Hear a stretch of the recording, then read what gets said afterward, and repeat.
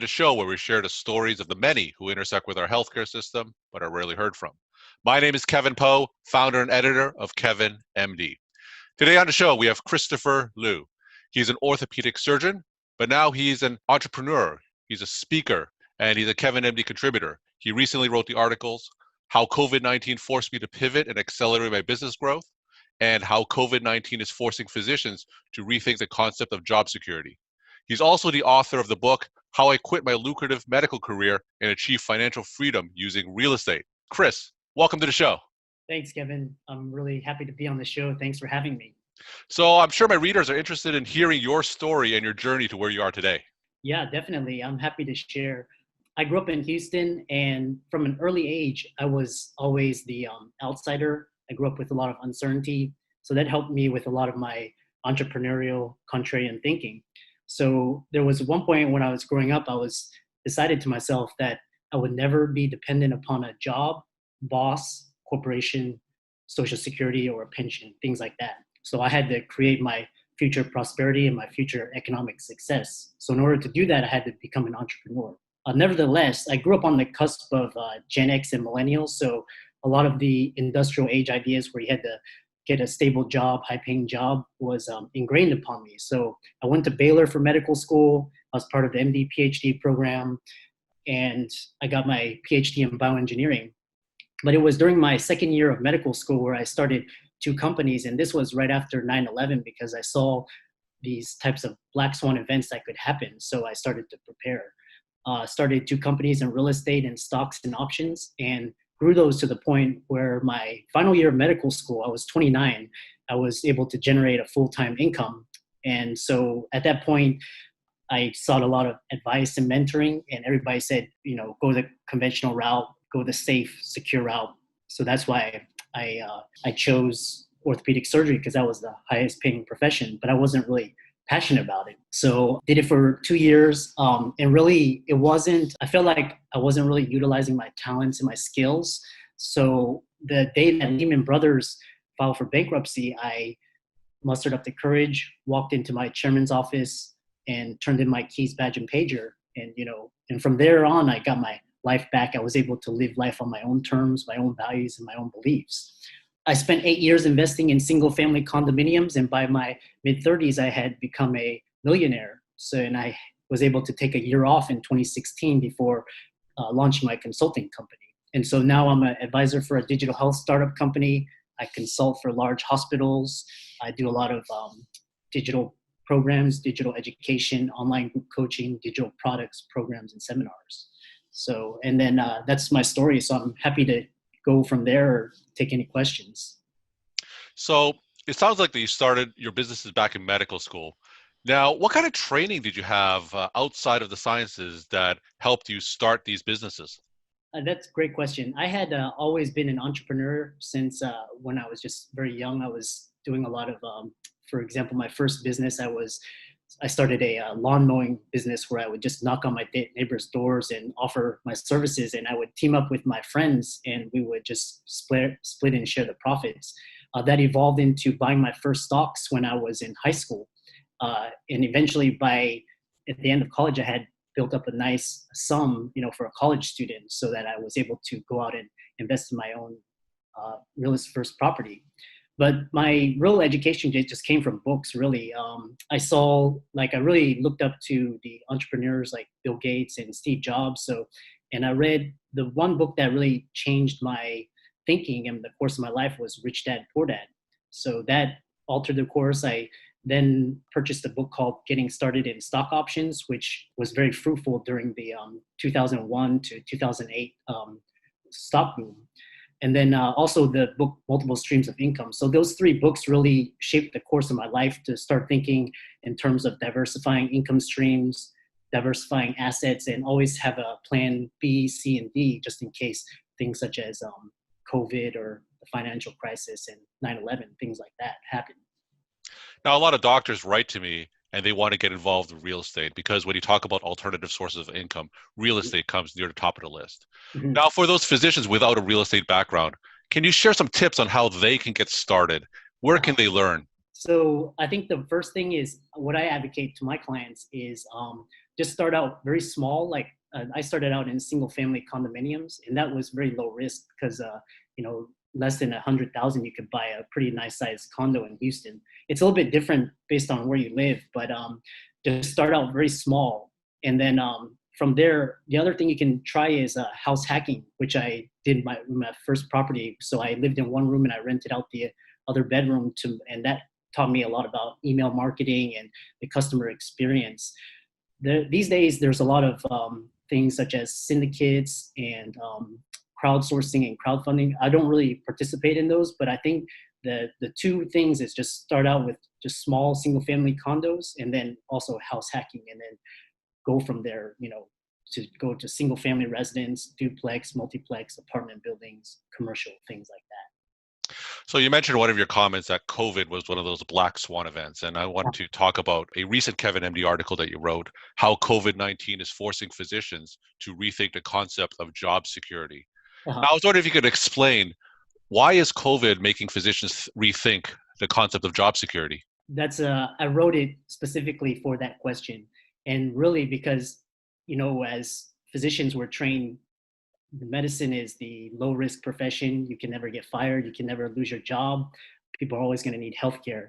But you see that the profession itself is being eroded. Our autonomy, our skill sets, our experience is all being commoditized. So in other words, we're becoming easily replaceable, either through automation or through mid-levels or through insurance and malpractice and things like that. So I really wrote it to wake people up. So being a physician today is much more different than before 2000.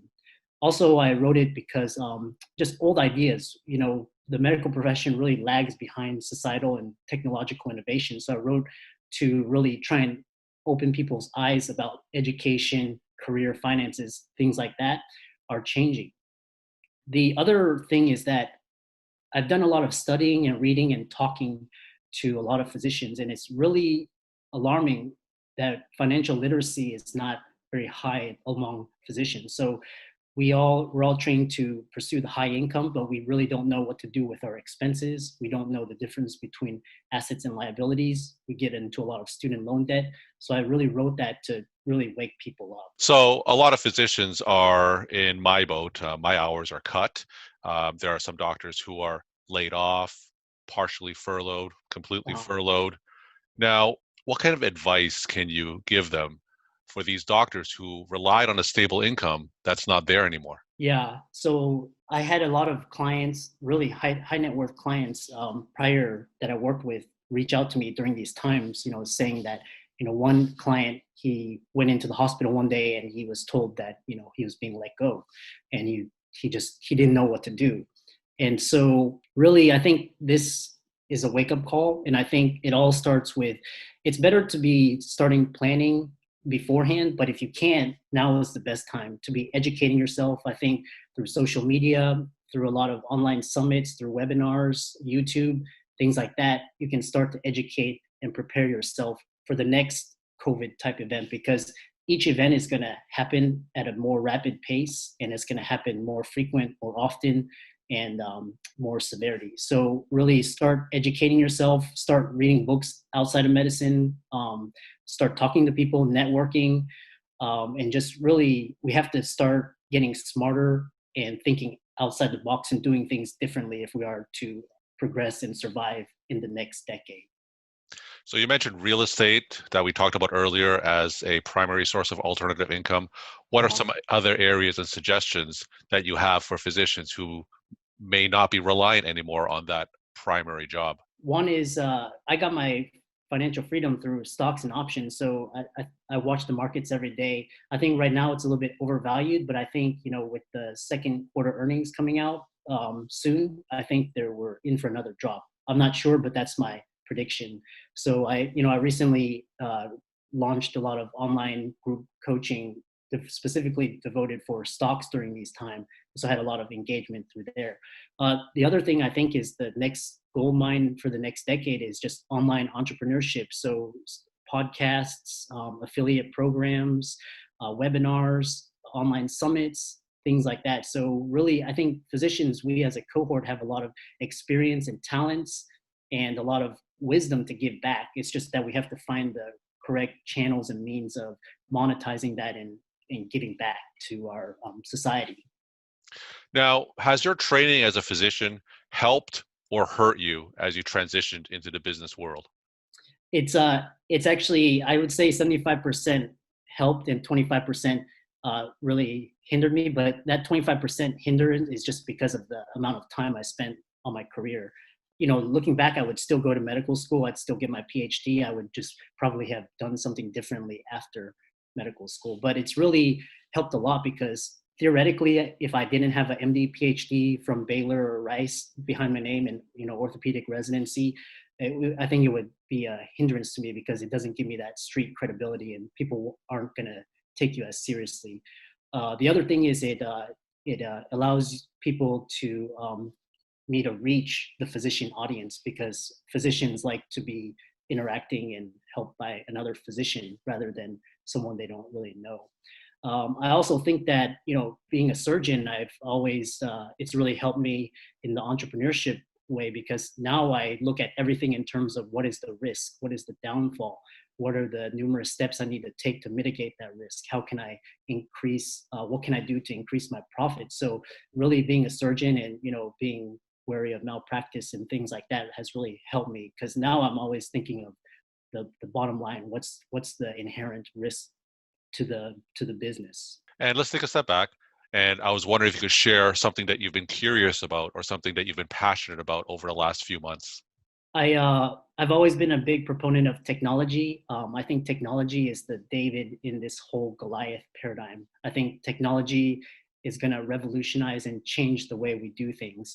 We've seen it, the information age. I think when we see things such as riots and COVID, we're just seeing old ideas clash with new ideas. So I think really people have to start embracing these new ideas and ways of thinking and how we can use technology to best implement change in our profession today. So I think like telemedicine, I think augmented reality, the blockchain is going to change the way we educate, communicate, interact, and deliver patient care.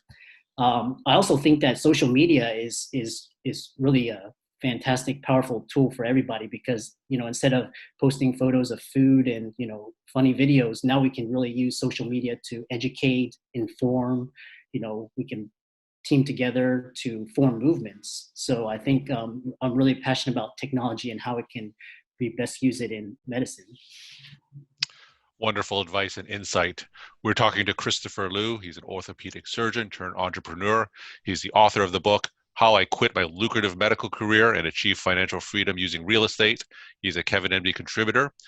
Christopher, what is your take-home message for the KevinMD audience? Don't let society or someone else dictate your beliefs or your values upon yourself and force you into your career that's not to your liking. These days, we live in a world of abundance. So I'll give you an final example is companies can be created using cell phone, internet, and laptop for free. So really do what you're passionate about, go out and share your message and inspire people. Well said. And how can people find you? They can find me on social media. I'm on Christopher H. Liu, MD, PhD. I'm on Facebook, Twitter, Instagram, TikTok. I'm also on YouTube. Just Google my name. You can find my 4 books on Amazon. And then also I'm on YouTube as well. So my presence is everywhere. You can also email me at christopherliumdphd@gmail.com. Fantastic. And thank you so much for your time and for joining me on the show. Thanks, Kevin. I really appreciate our time together.